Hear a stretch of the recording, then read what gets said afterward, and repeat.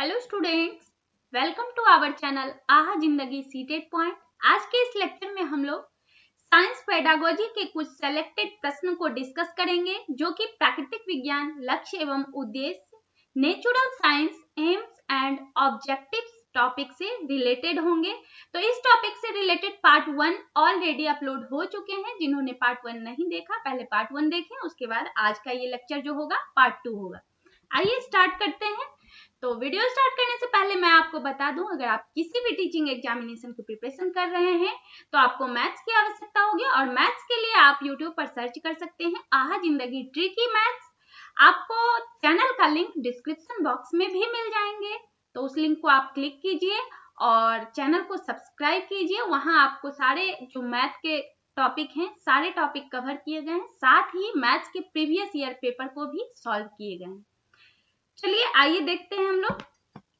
आज हम लोग विगत वर्षों में पूछे गए प्रश्न को डिस्कस करेंगे। तो क्वेश्चन नंबर 13 से स्टार्ट होगा और चलिए देखते हैं, एक एक करके सॉल्व करते चले जाएंगे। पहला क्वेश्चन जो है, गणित और विज्ञान ओलंपियाड संचालित करने का मुख्य उद्देश्य है, क्या है ये प्रश्न? देखिए, आप देख सकते हैं सीटेट जून 2011 के पूछे हुए प्रश्न है। ठीक है, 4 ऑप्शन हमें दे दिए गए हैं यहाँ पर। पहला जो है, विद्यार्थियों का उनकी योग्यताओं के अनुसार मूल्यांकन करना। दूसरा है, व्यावसायिक परीक्षाओं में विद्यार्थियों को उच्च अंक प्राप्त करने में सहायता करना। तीसरा ऑप्शन है, उनके विद्यार्थियों के परिणामों पर विद्यालयों का आकलन करना। चौथा जो है, सृजनात्मक और प्रयोगीकरण को प्रोत्साहित करके विषय में निपुणता को बढ़ावा देना। देखिए, गणित और विज्ञान ओलंपियाड संचालित करने का जो मुख्य उद्देश्य है, सृजनात्मक और प्रयोगीकरण को प्रोत्साहित करके और विषय में निपुणता को बढ़ावा देना। ठीक है, राइट आंसर हमारे ऑप्शन नंबर 4 बनते हैं। अगले प्रश्न को देखें, प्रश्न नंबर 14। प्रश्न नंबर 14 जो आपसे पूछे गए हैं, छात्र भोजन के मुख्य अवयवों की सूची बना सकते हैं, यह शिक्षण के किस उद्देश्य को इंगित करता है? ये प्रश्न आपके देखिए सीटेट जून 2011 के पूछे हुए प्रश्न है। ज्ञान, अवबोध, अनुप्रयोग, मूल्यांकन, ये 4 ऑप्शन आपको दे दिए गए हैं। हमारे राइट आंसर जो होगा इसमें देखिए, यह शिक्षण जो है अवबोध उद्देश्य को इंगित कर रहा है। ठीक है, राइट आंसर हमारे ऑप्शन नंबर 2 बनेंगे। अगले प्रश्न को देखें, प्रश्न नंबर 15। निम्न में से कौन सा कथन सही नहीं है, आपसे पूछे जा रहे हैं। सीटेट जून 2011 के पूछे हुए प्रश्न है और कौन सा कथन सही नहीं है। ठीक है, ध्यान से प्रश्न को हम लोग देखेंगे और क्वेश्चन को हल करेंगे। यहां देखिए कौन सा कथन सही नहीं है। ओके, तो पहला ऑप्शन हम लोग देखेंगे, शिक्षा कार्यक्रम में उद्देश्य दिशा निर्देशन का कार्य करते हैं। बिल्कुल करते हैं, ये आपका ऑप्शन जो है सही है, ये कथन जो है सही है। ठीक है, दूसरा जो है, केवल विद्यालयी कार्यक्रम द्वारा उद्देश्य प्राप्त नहीं कर सकते हैं। बिल्कुल सही है आपका। तीसरा है, प्राप्त उद्देश्य विद्यालयी कार्यक्रम द्वारा प्राप्त किए जा सकते हैं। बिल्कुल सही है। और चौथा ऑप्शन जो है, उद्देश्य एवं प्राप्य उद्देश्य सामान्य नहीं है।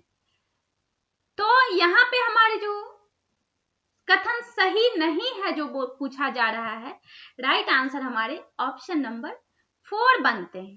ठीक है, तो ये जो कथन है ये सत्य नहीं है और सही नहीं है, तो यही हमारे आंसर बनेंगे ऑप्शन नंबर 4। क्वेश्चन नंबर 16 को देखते हैं। क्वेश्चन नंबर 16 जो आपसे पूछे जा रहे हैं, एक विद्यार्थी निम्नलिखित 3 गुण A, B, C प्रदर्शित करता है, व्यक्तित्व के 3 क्षेत्रों के अनुसार। देखिए, ये प्रश्न आपके सीटेट जनवरी 2012 के पूछे हुए प्रश्न है। आपके 3 गुण दे दिए गए हैं। पहला गुण A है, पानी का उपयोग करते हुए उसे बर्बाद नहीं करता। पानी का दूसरा जो है आपका गुण B, पानी का रासायनिक सूत्र सही बताता है। तीसरा जो है, पानी के नमूने का आयतन सही मापता है। ये तो प्रश्न हम लोगों ने देख लिए। अब इसमें देखना है हमें, देखिए ऑप्शन जो 4 हमें दे दिए गए हैं क्या क्या है। एक क्या है, भावात्मक, संज्ञानात्मक, मनोगतिक, इसी तरीके से आपको 4 ऑप्शन दिए गए हैं। तो देखिए इसमें क्या गुण है। पहला गुण क्या है, पहला जो है पानी का उपयोग करते हुए उसे बर्बाद नहीं करता, ये तो भावात्मक गुण हुआ ना, तो ये भावात्मक गुण हो गए। दूसरा जो है पानी का रासायनिक सूत्र बताता है, तो ये रासायनिक सूत्र अगर बता रहा है तो ये क्या हुआ, ये जो है आपका संज्ञानात्मक हो गया। तीसरा जो सी है, पानी के नमूने का आयतन सही मापता है, ये आपका मनोगतिक विशेषता हो गया, मनोगतिक गुण हो गया। तो यहाँ हमारे राइट आंसर बनेंगे ऑप्शन नंबर 1, ये जो प्रदर्शित कर रहा है गुण भावात्मक पहला है, बी जो है संज्ञानात्मक है, तीसरा जो है मनोगतिक है। ठीक है, राइट आंसर ऑप्शन नंबर 1 बनते हैं। चलिए अगले प्रश्न को देखें।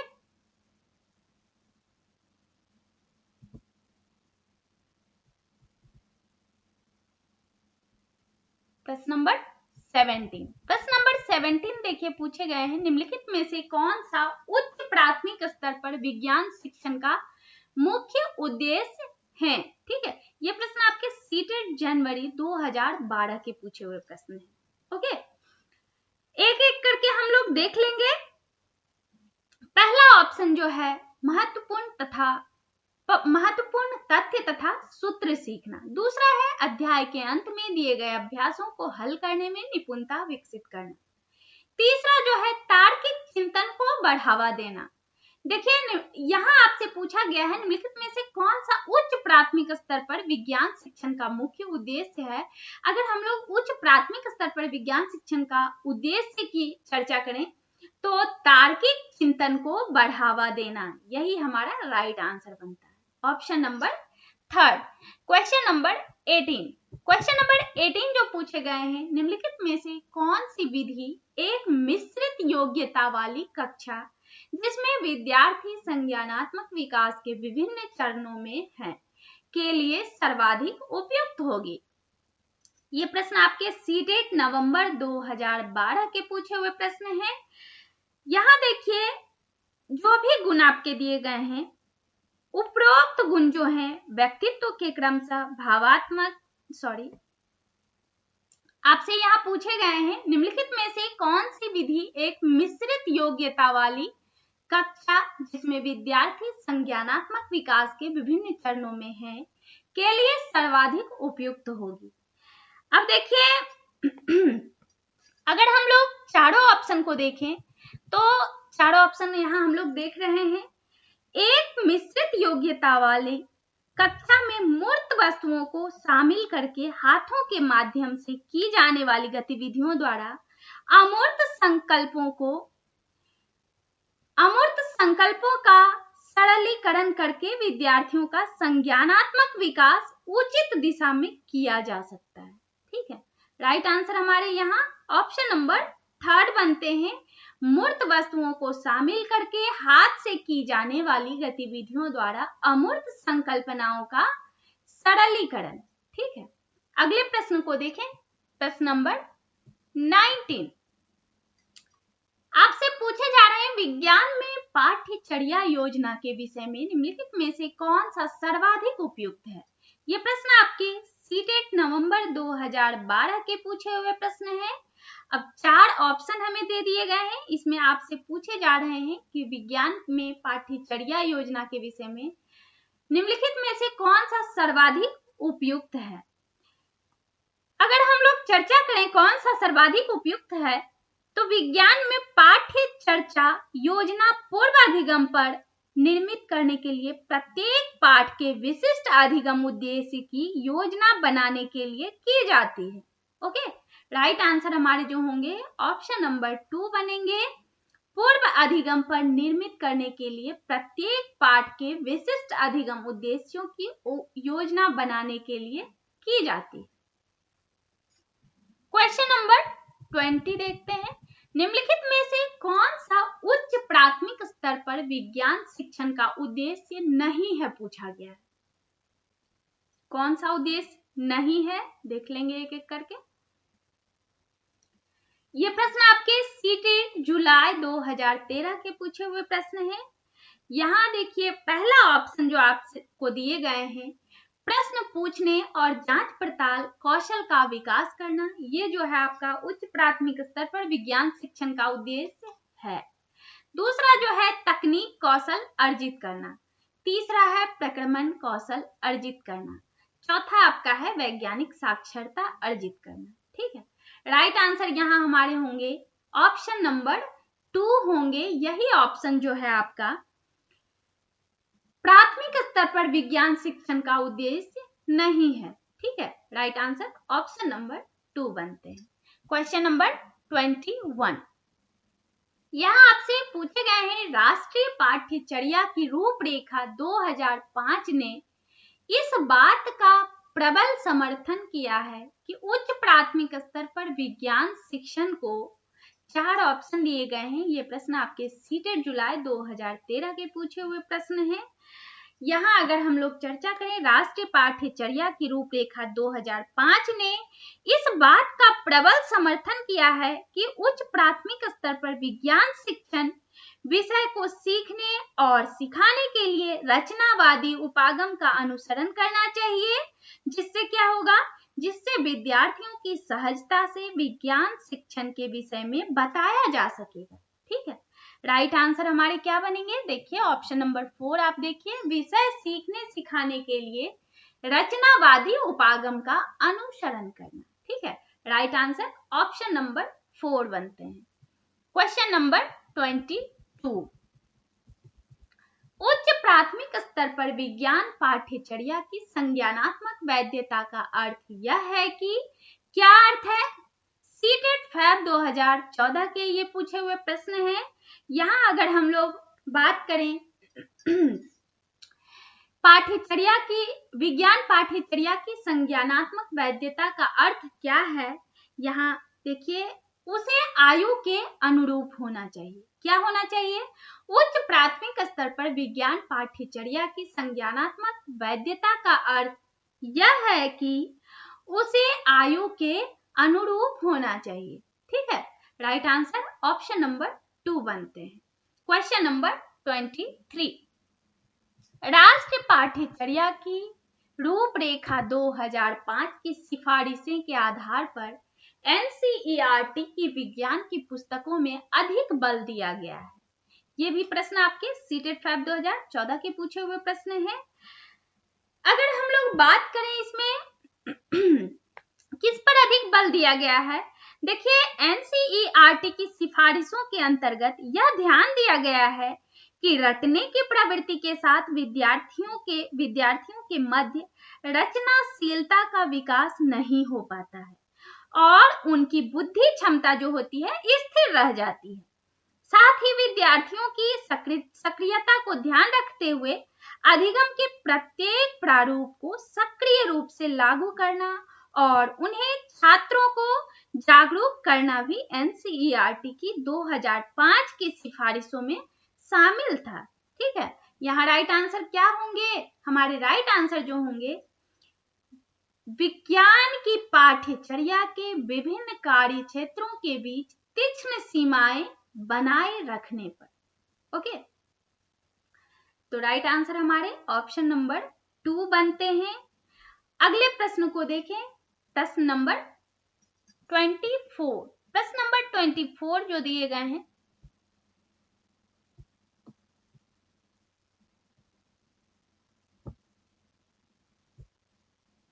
सॉरी ये तो होगा ही, और साथ ही आपका छात्रों को सक्रिय अधिगम अनुभव प्रदान करने पर भी दिया गया है बल। ठीक है, तो और किस पर दिया गया है बल, 2 और 3 दोनों पर दिया गया है बल। तो हमारे राइट आंसर जो बनेंगे ऑप्शन नंबर 2 बनेंगे, 2 और 3 दोनों हो जाएंगे। ठीक है, चलिए अगले प्रश्न को देखें, प्रश्न नंबर 24। प्रश्न नंबर 24 जो आपसे पूछे गए हैं, उच्च प्राथमिक स्तर पर विज्ञान सीखने का नीचे दिया गया कौन सा उद्देश्य वांछनीय उद्देश्य नहीं है। अब वांछनीय उद्देश्य कौन सा नहीं है आपसे ये पूछे गए हैं। तो पहला ऑप्शन देखते हैं, चारों ऑप्शन को एक एक करके हम लोग देख लेंगे। पहला ऑप्शन है आवश्यक प्रक्रिया कौशल अर्जित करना। दूसरा जो है प्रतियोगी परीक्षाओं में अच्छा प्रदर्शन करना। तीसरा जो है वैज्ञानिक साक्षरता अर्जित करना। चौथा तार्किक सोच विकसित करना। अगर हम लोग बात करें वांछनीय उद्देश्य कौन सा नहीं है, तो देखिए यहाँ पहला तो आपका वांछनीय उद्देश्य है, दूसरा नहीं है, तीसरा जो है आपका वांछनीय उद्देश्य है, चौथा भी है। तो राइट आंसर यहाँ हमारे ऑप्शन नंबर 2 बनेंगे, क्योंकि यहाँ आपसे पूछा गया है कौन सा उद्देश्य वांछनीय उद्देश्य नहीं है। राइट आंसर ऑप्शन नंबर 2 होंगे। अगले प्रश्न को देखें, प्रश्न नंबर 25। प्रश्न नंबर 25 आपसे पूछे गए हैं, राष्ट्रीय पाठ्यचर्या की रूपरेखा 2005 में यह अनुशंसा सिफारिश की गई है कि उच्च प्राथमिक स्तर पर विज्ञान शिक्षण में अधिक बल दिया जाना चाहिए। किस पर बल देना चाहिए? देखिए सीटेट 2014 के ये पूछे हुए प्रश्न है। अगर हम लोग बात करें राष्ट्रीय पाठ्यचर्या की रूपरेखा 2005 में यह अनुशंसा की गई है कि उच्च प्राथमिक स्तर पर विज्ञान शिक्षण में कक्षा की पढ़ाई को विद्यालय के बाहरी जीवन से संबंधित किया जाना चाहिए, बाहरी जीवन से जोड़ा जाना चाहिए, क्योंकि बाहरी जीवन के क्रियाकलापों से प्रैक्टिकल अध्ययन प्रणाली का विकास होगा और छात्रों के मध्य शिक्षण अधिगम को बल मिलेगा। ओके, चलिए देखते हैं क्या होगा। हमारा राइट आंसर जो बनेगा ऑप्शन नंबर 3 होगा, कक्षा की पढ़ाई को विद्यालय के बाहरी जीवन से संबंधित करने के लिए। Okay, right answer option number 3। Question number 26, निम्न में से कौन सी उच्च प्राथमिक स्तर पर विज्ञान की सीखने सिखाने की मुख्य अपेक्षा है? ये देखिए सीटेट सितंबर 2014 के पूछे हुए प्रश्न है। यहाँ अगर हम लोग बात करें तो प्रश्न और जांच पड़ताल कौशलों का अर्जन करना, यही हमारा राइट आंसर बनता है ऑप्शन नंबर 1। ठीक है, अगले प्रश्न को देखें, प्रश्न नंबर 27। राष्ट्रीय पाठ्यचर्या की रूपरेखा 2005 की यह अनुशंसा है कि उच्च प्राथमिक स्तर पर विज्ञान शिक्षक को खाली स्थान पर बल देना चाहिए। किस पर बल देना चाहिए? चलिए देख लेते हैं ऑप्शन क्या क्या दिए गए हैं आपके। यहाँ देखिए 4 ऑप्शन हमें दे दिए गए हैं। अगर हम लोग बात करें NCF 2005, यह अनुशंसा है कि उच्च प्राथमिक स्तर पर विज्ञान शिक्षा को कक्षा कक्षीय अधिगम को विद्यालय के बाहर की दुनिया से जोड़ने में सहायता करता है। अर्थात क्या होता है, विज्ञान की शिक्षा को समुचित संसाधनों द्वारा प्रतिदिन की क्रियाकलापों से जोड़ता है। ठीक है, राइट आंसर हमारे क्या बनेंगे? ऑप्शन नंबर 1 बनते हैं, कक्षा कक्षीय अधिगम को विद्यालय के बाहरी दुनिया के साथ जोड़ने में शिक्षार्थियों की मदद करना। ठीक है, क्वेश्चन नंबर 28, निम्नलिखित में से कौन सा उच्च प्राथमिक स्तर पर विज्ञान शिक्षण का वांछित उद्देश्य नहीं है पूछा गया है। कौन सा नहीं है, अब हम लोग चर्चा कर लेते हैं। पहला ऑप्शन को अगर हम लोग देखें तो विज्ञान के तथ्यों और सिद्धांतों एवं इसके अनुप्रयोगों को जानना, ये आपका उद्देश्य वांछित है। दूसरा जो ऑप्शन है आपके, दूसरा ऑप्शन है प्राकृतिक जिज्ञासा, सौंदर्य परकता की अनुभूति तथा विज्ञान एवं प्रौद्योगिकी में सृजनात्मकता का पोषण, ये भी आपका वांछित उद्देश्य है। तीसरा जो है विज्ञान की प्रक्रियाओं और विषय वस्तुओं याद करके उपलब्ध करना। देखिए विज्ञान में याद नहीं करना है, ठीक है, तो ये जो आपका है वांछित उद्देश्य नहीं है और आपका आंसर ऑप्शन नंबर 3 बनता है। होता क्या है, विज्ञान की प्रक्रियाओं और विषय वस्तुओं को याद करके उससे उपलब्ध ज्ञान को प्राप्त करना, यह सभी उच्च प्राथमिक विद्यालय स्तर के विद्यार्थियों के लिए वांछित नहीं है। क्यों नहीं है? क्योंकि इस प्रकार के शिक्षण से विद्यार्थी की समझ में अच्छी तरह से नहीं आएगा। तो इसलिए आपका ऑप्शन नंबर 3 आंसर बनता है। क्वेश्चन नंबर 29 को देखते हैं हम लोग, क्या प्रश्न पूछे गए हैं। अच्छी विज्ञान शिक्षा को कुछ आधारभूत वैधता को पूरा करना चाहिए। उच्च प्राथमिक स्तर पर कक्षा 6 के पाठ्यक्रम में छाया बनने के संप्रत्यय द्वारा निम्नलिखित में से कौन सी वैधता का सर्वाधिक औचित्य से पालन होता है? ठीक है, ये प्रश्न आपके सीटेट फैब 2015 के पूछे हुए प्रश्न है। यहाँ देखिए 4 ऑप्शन आपको दे दिए गए हैं। राइट आंसर जो बनेगा प्रक्रिया। ठीक है, प्रक्रिया आपका आंसर बनता है ऑप्शन नंबर 1। अगले प्रश्न को देखते हैं, प्रश्न नंबर 30। एक शिक्षक किसी अधिगम उद्देश्य को इस प्रकार बनाता है। सरल विद्युत परिपथ का उपयोग करके किसी युक्ति का निर्माण करना। यह अधिगम उद्देश्य नीचे दिए गए किस संज्ञानात्मक प्रक्रमण से सुमेलन करता है? ये प्रश्न सीटेट फैब 2015 के पूछे हुए प्रश्न है। समझ, सृजना, विश्लेषण, स्मरण, ये 4 ऑप्शन है। देखिए, जब शिक्षक किसी अधिगम के उद्देश्य को इस प्रकार बनाता है कि सरल विद्युत परिपथ का उपयोग करके किसी युक्ति का निर्माण करना, इसमें शिक्षक एक नई युक्ति बनाना चाहता है जो दैनिक जीवन में काम आ सके। इसका मतलब यह हुआ कि सृजना यानी कि क्रिएटिंग संज्ञानात्मक प्रक्रम से सुमेलन करता है। राइट आंसर हमारा ऑप्शन नंबर 2 बनता है। और इसी के साथ आज का ये लेक्चर आपका पार्ट 2 यहीं पे कंप्लीट होते हैं। और इसी के साथ आपका ये जो टॉपिक है, ये टॉपिक भी आपका यहीं पे कंप्लीट हो रहा है। और अब तक आपने हमारे इस वीडियो को देखा, आपको हमारा ये वीडियो हेल्पफुल लगा तो भी जस्ट हमारे इस वीडियो को लाइक करें। आप हमारे चैनल पर नए हो, अब तक आपने हमारे चैनल को सब्सक्राइब नहीं किए हो तो अभी जस्ट हमारे चैनल आहा जिंदगी सीटेट पॉइंट चैनल को सब्सक्राइब करें। बेल आइकन जरूर प्रेस करें जिससे आने वाले वीडियो का नोटिफिकेशन आप लोगों को मिलती रहे और आप हमारे वीडियो से लाभान्वित होते रहें।